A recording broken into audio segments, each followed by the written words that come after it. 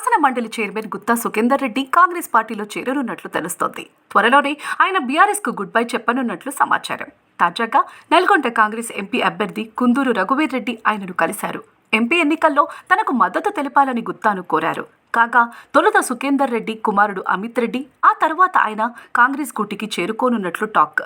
ఇదే జరిగితే నల్గొండ జిల్లాలో బీఆర్ఎస్ కు భారీ దెబ్బ పడనుంది. ఇప్పటికే బీఆర్ఎస్ కు వరుసగా నేతలు షాక్ ఇస్తూ వస్తున్నారు. ఓడిన నేతలే కాదు, గెలిచిన నేతలు కూడా కాంగ్రెస్లోకి పలువురు వెళ్లారు. ఇప్పుడు గుత్తా సుఖేందర్ రెడ్డి కూడా వెళ్తే ఎలా అని బీఆర్ఎస్ శ్రేణులు మాట్లాడుకుంటున్నారు.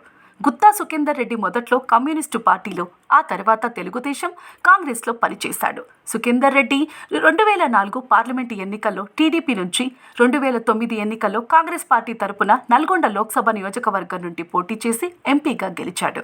2014 పార్లమెంటు ఎన్నికల్లో కాంగ్రెస్ పార్టీ నుండి పోటీ చేసి గెలిచి 2016 జూన్ 15న తెలంగాణ రాష్ట్ర సమితి పార్టీలో చేరాడు.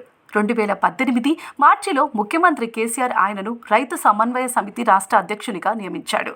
2018 మార్చి 12వ తేదీన రాష్ట్ర రైతు సమన్వయ సమితి చైర్మన్గా ఆయన ప్రమాణ స్వీకారం చేశాడు.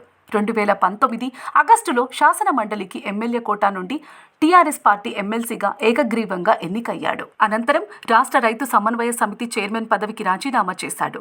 తెలంగాణ శాసన మండలి చైర్మన్గా గుత్తా సుఖేందర్ రెడ్డి ఏకగ్రీవంగా ఎన్నికై 2019 సెప్టెంబర్ 11న బాధ్యతలు చేపట్టాడు. 2021 జూన్ 3న గుత్తా సుఖేందర్ రెడ్డి పదవీకాలం ముగిసింది.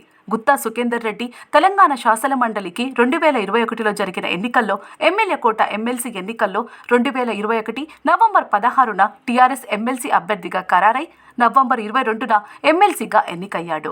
గుత్తా సుఖేందర్ రెడ్డి తెలంగాణ శాసన మండలి చైర్మన్గా మార్చి 13న నామినేషన్ దాఖలు చేశాడు.